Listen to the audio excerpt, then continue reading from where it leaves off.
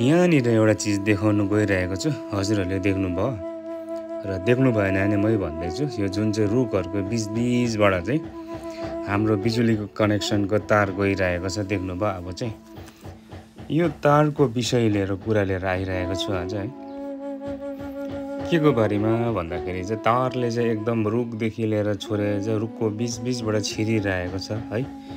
यसको लागि हामीले लाइनम्यानलाई भन्यौँ, हामीले जेई साहबहरूलाई भन्यौँ है, सबैलाई प्राय भनिसक्यौँ। यसलाई याद गर्दैन, मान्छे मरिसकेपछि मात्रै याद गर्ने हो।